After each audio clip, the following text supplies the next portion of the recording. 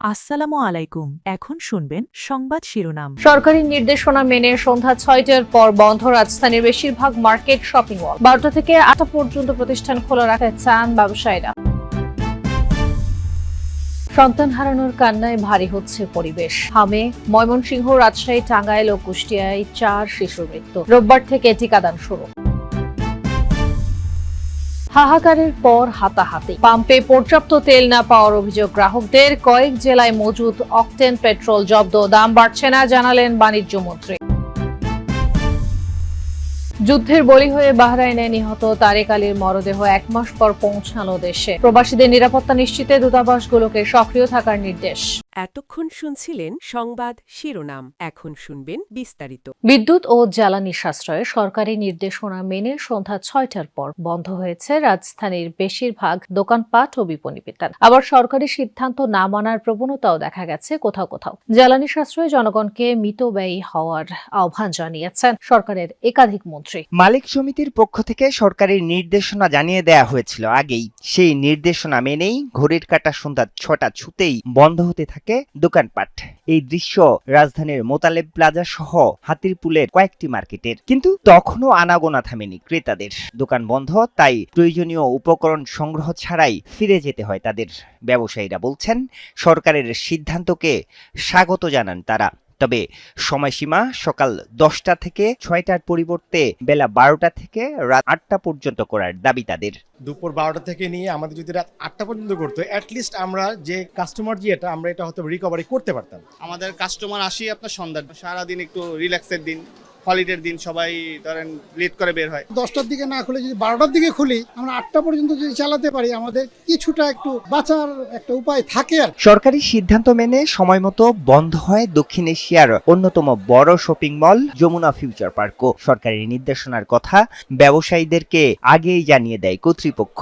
তাই সূর্যাস্তের পরপরই খালি হয়ে যায় শপিং মল প্রাঙ্গণ। এই সিদ্ধান্তের ব্যত্যয় ঘটতেও দেখা গেছে কোথাও কোথাও। বিশেষ করে সড়কের পাশের দোকান, ব্যবসা প্রতিষ্ঠান খোলা থাকতে দেখা গেছে সন্ধ্যার পরেও। আমাদের এখনো সেরকম কোনো নোটিশ হয়তো কালকে হয়তো চলে আসতে পারে, কিন্তু প্রথম দিন দেখে হয়তো এখনো সবাই হয়তো শিওরিটি হইতে পারেনি। সবসময় যে কোনো সুবিধা অসুবিধা নোটিশ দেয় যে কোন সময় বন্ধ করতে হবে, কোন সময় খুলতে হবে। মার্কেট কমিটি থেকে আমাদের কোনো নোটিশ আসে নাই। সাপ্তাহিক ছুটির দিনে বন্ধ ছিল ঢাকার বাইরের বেশিরভাগ মার্কেট। চট্টগ্রামে এক অনুষ্ঠানে অর্থমন্ত্রী জানিয়েছেন, বিকল্প উৎস থেকে জ্বালানি তেল ও গ্যাস আমদানির চেষ্টা করছে সরকার। হামির প্রকোপে দেশ জুড়ে বাড়ছে আতঙ্ক, উদ্বেগ আর মৃত্যু। স্বাস্থ্য অধিদপ্তর জানিয়েছে, গত ১৯ দিনে হামির উপসর্গ নিয়ে ৯৪ জন মারা গেছে। রাজধানী সহ দেশের ৪ জেলায় ২৪ ঘন্টায় হামির উপসর্গ নিয়ে আরও ৪ শিশু মারা গেছে। তাতে অভিভাবকের মাঝে ছড়িয়েছে ভয় ও আতঙ্ক। কাল থেকে সারা দেশে বিশেষ টিকাদান কর্মসূচি শুরু করছে সরকার। ৬ মাস থেকে ১০ বছর বয়সী শিশুরা পাবে হামের ভ্যাকসিন। আজকে আমাদের বাচ্চা ১৪ দিন আজকে ডায়রিয়াতে ভুগতেছে। আমরা বিভিন্ন হসপিটালে যাইতেছি, কিন্তু আমাদের বাচ্চার কোনো কাজ হইতেছে না।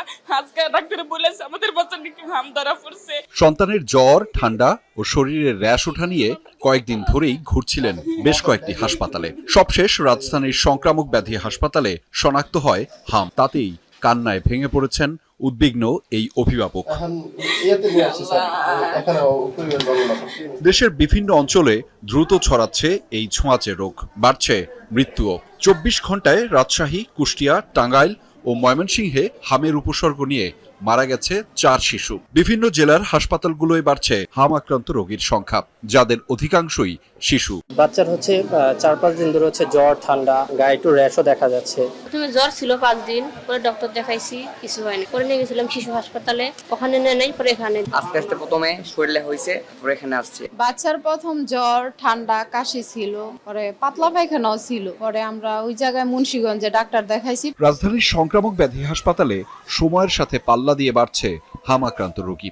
ওয়ার্ডে জায়গা না হওয়ায় বারান্দা ও মেঝেতে বিছানা পেতে চলছে চিকিৎসা। হামের প্রভাবে প্রচন্ড জ্বর তো থাকছেই, কারো কারো হচ্ছে নিউমোনিয়া আর ডায়রিয়াও। চিকেন পক্সে পরে আবার হাম থেকে নিউমোনিয়া থেকে আবার ইনফেকশন হলো আর ফুসফুসে। ১ সপ্তাহ ধরে হাম, জ্বর, কাশি, ঠান্ডা। জ্বর, ঠান্ডা, কাশ আর এই যে শরীরে এইগুলা উঠছে, এই কারণে নিয়ে আসছে। এদিকে দেশ জুড়ে কাটছে না জ্বালানি তেলের সংকট। ছুটির দিনেও রাজধানীর বেশিরভাগ পাম্পে মিলছে না তেল। যে কটা পেট্রোল পাম্পে তেল আছে সেখানেও লম্বা লাইন। চৈত্রের গরমে দীর্ঘ সময় অপেক্ষায় থেকে চালকদের ভোগান্তি চরমে। সরকার থেকে বারবারই বলা হচ্ছে পর্যাপ্ত জ্বালানি তেলের মজুদ আছে, তাহলে কেন এমন অবস্থা? জ্বালানি তেলের দীর্ঘ এ লাইনে অনেকেই আছেন মধ্যরাত থেকে। এইভাবে তেল সংগ্রহে কর্মসময় তো বটেই, জীবনও অতিষ্ঠ। কিন্তু তেল ছাড়া তো গাড়িও চলবে না, তাতে থেমে যাবে জীবন জীবিকা। রাত আমাদেরকে পাঠায় দিল তেলের জন্য, কিন্তু আমরা যে কষ্টটা করতেছি এটা কেউ বুঝতেছে না। বিশেষ করে রাইড শেয়ার করা মোটর বাইক চালকদের অবস্থা বেশি করুণ। তেলের জন্য দীর্ঘ অপেক্ষার কারণে কমছে উপার্জন। প্রতিদিন 3-4 ঘন্টা চলে যাচ্ছে, এই 4 ঘন্টা আমাদের মনে করেন 500-600 টাকা আর্নিং কমে যাচ্ছে। 2 ঘন্টায় আমরা কিছুটা হলে তো ইনকাম করতে পারতাম, এর জন্য আমাদের একটু বেশি সমস্যা। সরকারের নানা পদক্ষেপের পরও কাটছে না এই সংকট। ছুটির দিনেও রাজধানীর বেশিরভাগ পাম্পে মিলছে না তেল। যে কটা পেট্রোল পাম্পে জ্বালানি আছে সেখানেও লম্বা লাইন। সারা রাত একজন লোকে দিচ্ছে, ওই টাকা গুনতেছে। এই জায়গায় এই যে সমস্যাটা, মানে তারপর এখানে যে মানে অতিরিক্ত লোক বাড়াইলে আজকে আমাদের এই অবস্থাটা হতো না। যদি 2টা বা 3টা ইউজ করা হইতো তাহলে এতগুলা ভোগান্তি মানুষ প্রভাবিত হতো না। দেখা গেল আমরা লিটারি 13 ঘন্টা পরে এখানে এসে মাত্র দাঁড়াইলাম। আশাবাদী আছে, এখন খুব ভালো লাগতেছে। তাও তো মন মতো পাচ্ছি না, 10 লিটারের বেশি দেবে না বলতেছে।